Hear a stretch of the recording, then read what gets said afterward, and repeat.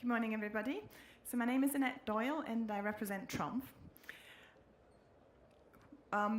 Just because Trumpf is not necessarily a household name, few things I want to point out about it. Number one, there is an F at the end. Very, very, very important.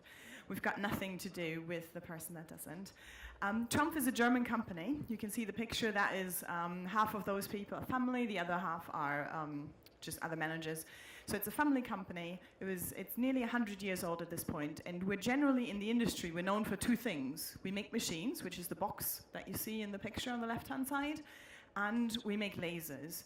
This is why we're not a household name, because normal people don't go around buying themselves £500,000 machines and lasers. In the industry, though, we're the market leader and very well known. So if we make machines and lasers, why am I talking to you today about Industry 4.0? Because we, to our customers and to society, we have what we call the innovation promise. So we always look for the next thing and the new thing that is needed in industry. So here it means there is a picture of a 3D printer, which is one of our latest products that we're making. So we talked a lot about the digital transformation. What does it mean, or how can we really visualize what's been happening in the last few years? And the best thing is we look outside of industry, we look to the Pope. So, papal election in 2005, picture of what was happening. There's a bunch of people, they're standing there looking to the basilica and looking for, I believe, white and black smoke. Not even 10 years later, the next Pope gets elected, and it's the same picture, and you see the difference. So in 2005, a couple of people have a phone, you can clearly see it. 2013, every person in the crowd is holding up a phone. They're not taking in the event themselves anymore, they're just looking at their phones. So in private life, and we've seen this slide a couple of times before, this means 50 billion things will be connected. We're nearly there, we're nearly in 2020. So it is happening in all of our private lives, but it is not happening the same way in industry. In industry, so there was reference to Industry 4.0. I prefer, like Jürgen Meyer, to call it made smarter, just also maybe to distance ourselves from the Teutonic approach to this. We've heard a lot of presentations today, a lot of movies with German accents, a lot of presentations. I think as a country, we need to find our own thing and move forward that way. So there have been 3 revolutions that everybody has gone through, and not us personally. First one, we got rid of the manual weavers. Second one, we had the electrification, we can ride railways. Third one, CNC, and I agree with what one of the earlier speakers said. I still walk into shop floors here where that has not happened, where there is manual Bridgeports and Colchester machines exclusively. And now we're looking at the 4th revolution. Revolution means you have no choice. You either participate or you'll be left behind. So, this digital revolution, we can see what it did in our private lives. So from the bottom up, sensors and actuators. We all use this. I would have never found this place without my GPS, without my sat-nav. Level 2, the smartphone that processes everything, photos, videos, everything like that. Level 3, in our private lives, the environment, the smartphone interacts with everything. So it tells me if on Facebook, if on Google I look for cheap flights to Munich, on Facebook I have an app and I have an advertisement that comes up and tells me best beer halls in Munich to visit. And that is also the last level, the society, everything is networked and integrated. So what does that mean in the industry? It's exactly the same levels, but we have to replace people with machines. That's what we do in industry. So the slide just flipped some words upside down. But again, in your machines, you use sensors and actuators. If you walk around outside, you see a lot of those. So they're things that tell you what the machine is doing. So a machine has stopped, things like that. The machine itself, it becomes an intelligent machine. It becomes a talking machine. The factory gets networked inside, so everyone knows what is going on inside the factory. And then the last level is the ecosystem. So your factory, your machines, talk to outside suppliers. So in our case, that means a laser machine that you've bought. One of the things they need regularly is gas, different assist gases for penetrating the metal. So now the machine tells the gas suppliers, hey, I'm running low in the next couple of days. Can you please supply me some gas? So why are we, as a machine tool manufacturer, why are we in this subject even? We are in this subject because our customers need us to. And I think the very first presentation from Schneider referred to Bühler as a machine tool manufacturer that is in the subject and helps the companies. So in this case, if you ask my children, what is my job? They will tell you she drives up and down the M1 and walks around in freezing factories. So in actuality, I listen to the customers and I ask them generally, what are your pain points? What makes your life difficult? Where can we, through machine tools, where can we help you with that? So what they say, I want to point out a few things that I hear over and over again. The number one, you can see that about 1 o'clock, increasingly smaller lot sizes. Their customers are not ordering 5,000 of the widget A. They are ordering 25. The next day they want 27 of something slightly different. And then 3 days after that, they want 57 of something even entirely different. That's the number one thing that I hear, so we'll talk about it a little bit more. The second one is, and that script just disappeared a little bit as well, is I've started to digitalize some of my processes, but they're not linked to each other. So what does that mean? Anyone who works in a factory knows there's Jane in the office, and she prints out the production order, and then Jane goes downstairs, gives it to John, who's at the machine, and they have a little chat about the rugby from last night as well. So incredibly inefficient process, but it happens. You can see it in every single factory. And then that paperwork, if it's a well-organized factory, will travel with the work pieces through the factory. So that's the number two that I hear. And then the last one that we see at about 5 o'clock, that we see at about 7 o'clock, that I see a lot or hear a lot, is my lead time is 10 days. But the part itself, if you picture a laser machine, you put a flat piece of sheet metal on it, it drives into the machine, the laser cuts it in seconds, and then the sheet metal drives back out, and you can pick your part. So the material is on the machine, the part is being cut for 10 seconds, 20 seconds, value added time 20 seconds, lead time is a week or two. So, this lead time, before I came to the UK, I was responsible for the production of Trumpf machines in America. So, I led the assembly department. We made the machines. And one of the many goals, of course, we all have tons of goals, was to make that time as short as possible. So we did workshops and workshops and workshops, and in the end, I went upstairs to our sales department and said, I can now make a machine in half the time that it takes you to process the purchase order from the customer.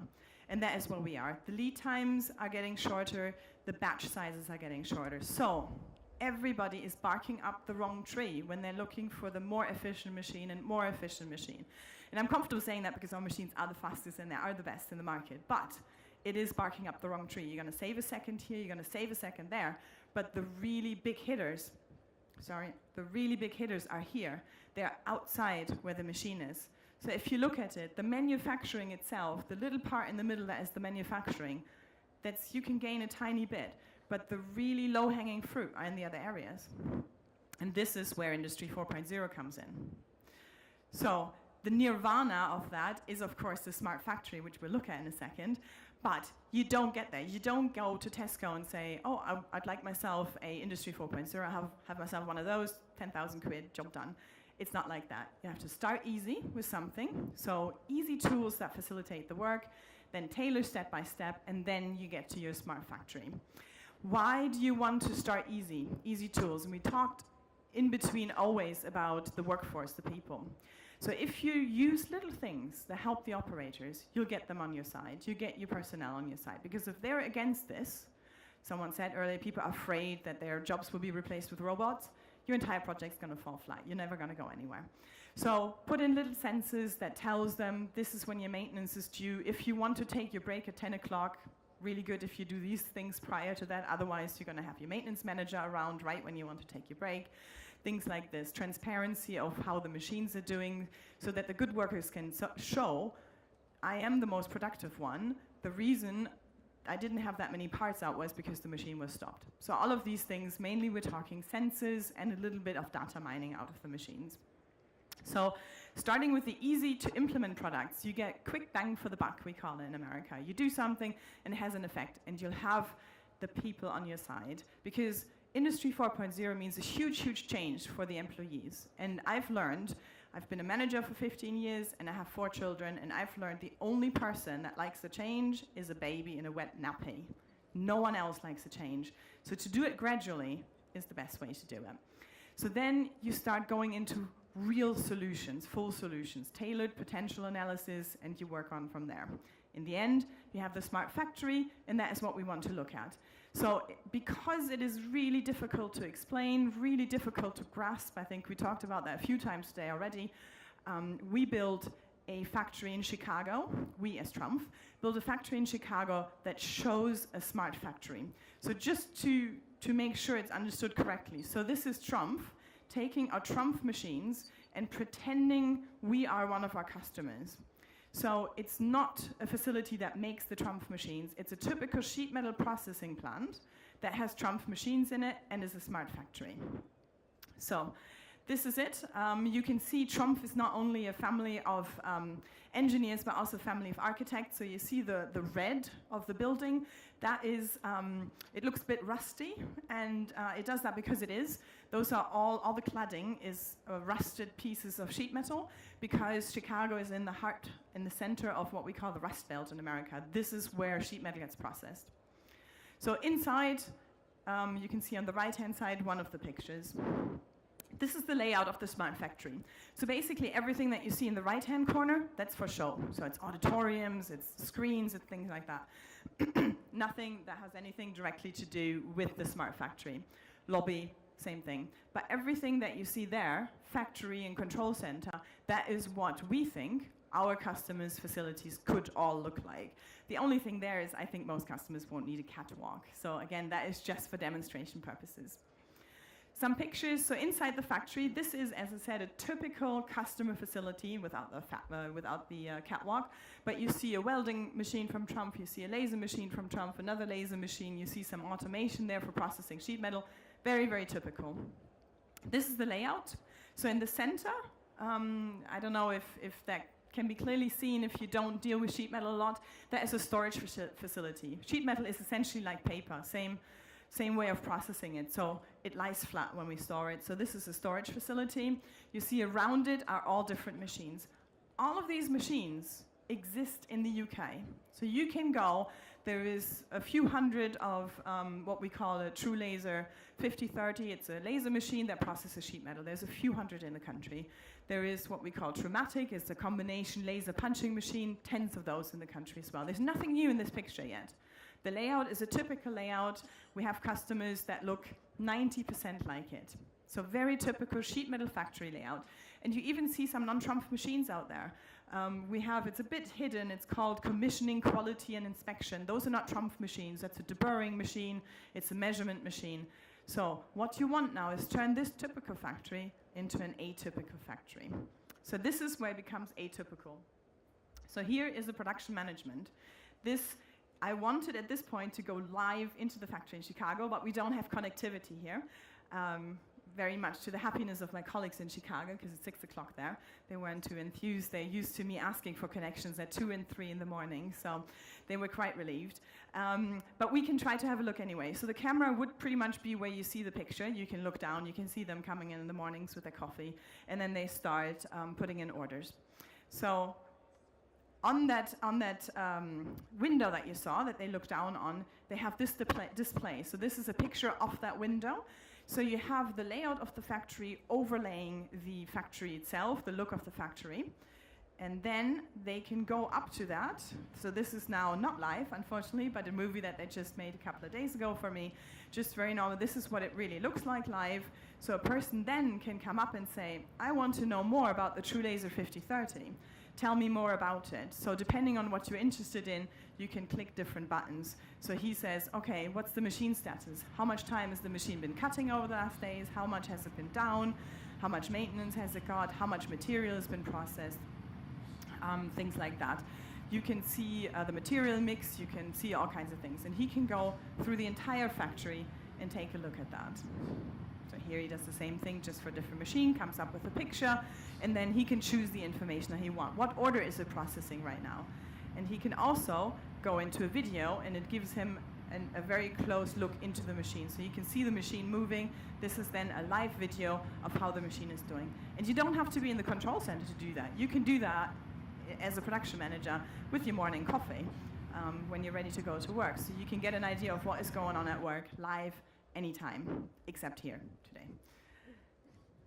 Good. So this is a bit spacey, this window and this display, but you can also, this is what it would look like on a normal computer. So again, you can go into any of the videos, you can get production stats, and you can see there, these are the orders waiting for production, these are the orders in production, which machines are they on, things like that. And this is what it looks like on a big screen. So this is not something I make up, these are pictures that we took a couple of days ago. No marketing pictures, but just very typical pictures of what do they do every day. So you don't get there just like that. It's quite difficult. So you have to pick and choose some elements. And these are some elements that we offer. Depending on which industry you're in, your machine tool manufacturer may offer other things. But I want to pick out a couple of them because we've seen them out there. So the smart glasses, I think they're a nice, sexy thing that a lot of people like to talk about. So what do we use them for? Well, there's a really bad rumor out there that says that our machines do once in a while break. It's really just a rumor, but sometimes something happens to them. So we have two options. We can send a service engineer, or we can fix it remotely. What's your preference if you're a customer? Just fix it. Because generally, if the machine breaks in Aberdeen, all of my service engineers are in Birmingham or the other way around. So the best way is we can fix it from the office. How do we do that? Customer puts on the smart glasses, say, what do I do? We tell them, walk up to the machine, blue and white, that one, yep. Hit the emergency stop button. Go over to the cabinet, open it up. Do you see that row of sensors there? Look at that one that's flipped down. Can you flip it up? Release emergency stop, cycle start. Oh, look, machine's running again. So if there's no parts involved, no safety relevant problems going on, we can do that. So, and the same is basically, if you look below, the visual online service. We saw a movie earlier, I think, with exactly that. So that enables us, it's the same thing, it's just not the glasses, but the service, the maintenance engineer, the customer holds it in front of the machine, and we can then circle things and say, that's the button to press, do this, do that.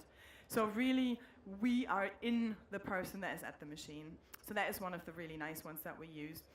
My favorite one is up there, the dot matrix code. And I think it is because I worked in production for so long, and there was just so much talk of paperwork. When I was an apprentice, I was told there's going to be paperless production. That was in 1999, and there's still no paperless production. However, what this does is, you send a production order from that control center, no paper, to the first machine. The very first machine is a laser machine, and it lasers the dot matrix code. So now your workpiece becomes the paperwork. There's no paperwork. No one needs to know. If you have a manual person that still goes around, John from the machine still has to bring it to the next machine. He just scans it with a smartphone and says, bring it to the vending machine next, bring it to packaging next. So those are my two favorites out of that. So again, the entire process is what needs to be Industry 4.0. You don't just need a talking machine or little aspects there. You want the entire process integrated. So we'll take a drone flight into the factory. So this is Chicago. We're not technically in Chicago.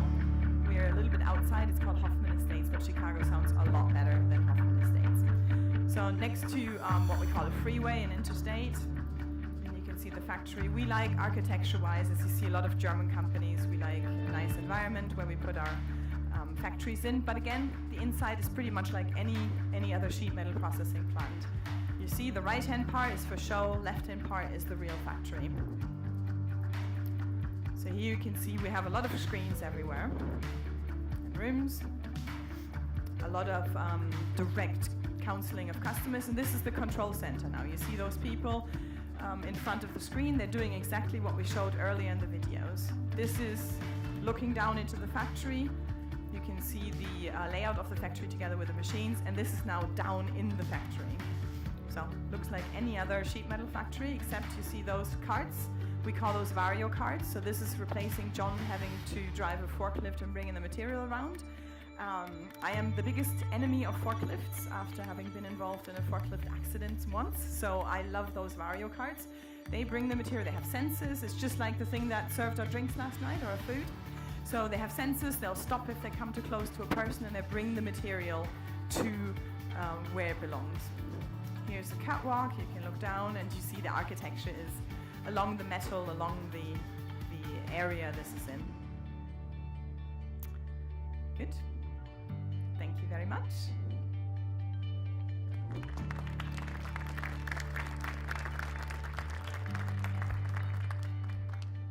Thank you you for that, Annette. It's good to see a manufacturer showing how they've done something internally as an example of a smart factory. Do we have any questions for Annette? If you raise your hands and let me know. So there's one down the front here, please.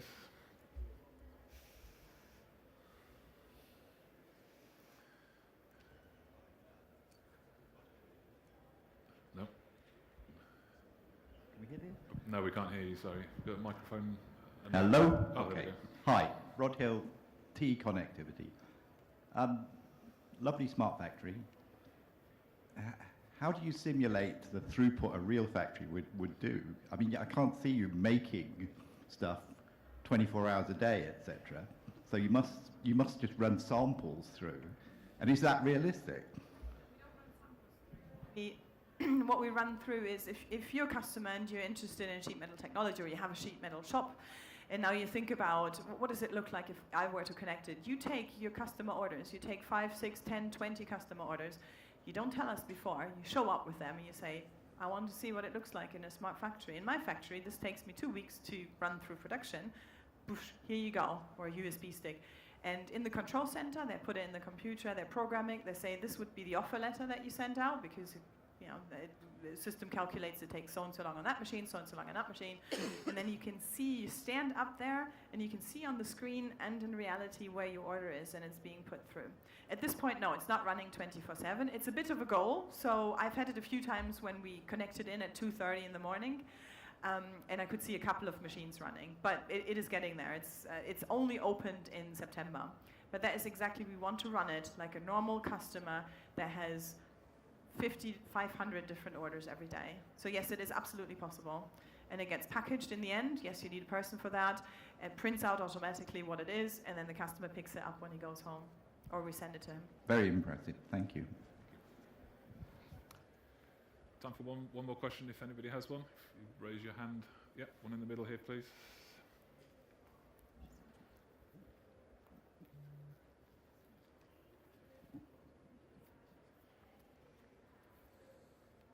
Hi, Julian Rüb from Newcastle University.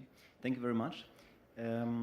I've seen Axum a couple of times. Axum, did I understand this right, is for Trumpf like a group of people who consult you? I mean, it does belong to you, but they consult you for Industry 4.0 business model innovation. Is that their job, or could you say a few sentences about Axum? Halfway there. So Trumpf has made or founded a startup company, and that is called Axum.